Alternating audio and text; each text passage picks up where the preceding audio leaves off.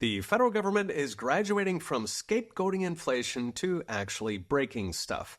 Last week, a visibly angry Joe Biden read his State of the Union speech out loud, no mean feat for Joe. In it, he raged that the inflation he caused by printing $6 trillion to buy lockdowns and unicorn farts made potato chip bags smaller.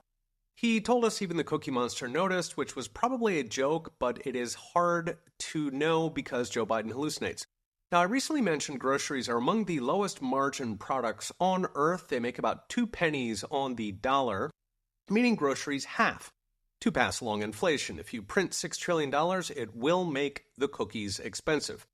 Companies can handle this by raising the price, or if they think customers can't pay a higher price, they'll shrink the product to where they think the customer can afford it.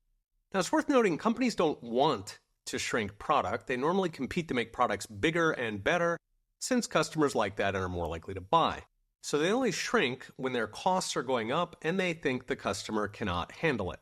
Charles Payne had a great segment also last week showing how much of inflation has been hidden by product shrinkage. Across the board, since 2019, shrinkage has soaked up between a fifth and a quarter of inflation, meaning prices would be a lot higher if they had not shaved. To illustrate, the price of cocoa, a main ingredient of chocolate, almost doubled since pre-pandemic. Yet chocolate bars did not double in price, they didn't even go up 50%, they got smaller.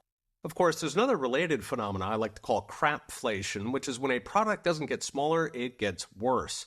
Business Insider recently put out a survey of companies doing this, so margarine replacing oils with water, or yes, cookies replacing sugar with high fructose corn syrup, or speaking of chocolate, replacing cocoa butter with sunflower oils, which makes the chocolate waxy and tasteless.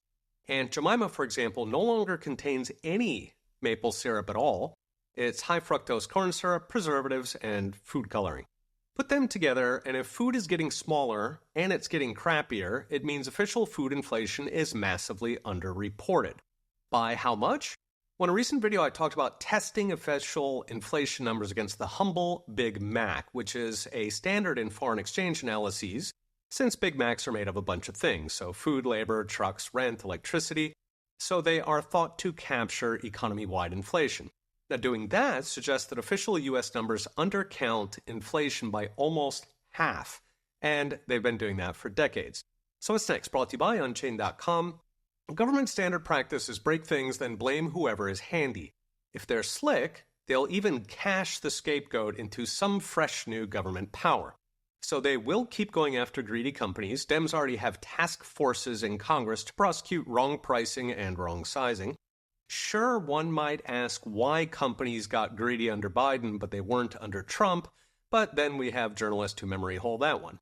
And what is the end game? We've been here before when Richard Nixon also had runaway inflation to scapegoat, and he did also blame it on grocery stores. The result was shrinkage and crapflation, but the next step was much more ominous: price controls. Those led to widespread shortages, gasoline lines that stretched for miles, yet had little impact on inflation. So if they keep it up, we could see that again, meaning for now, keep your gas tank and your pantry full. A fresh episode of the Roundup podcast just went up. Check it out at petersange.com. Okay, we'll be watching. See you next time.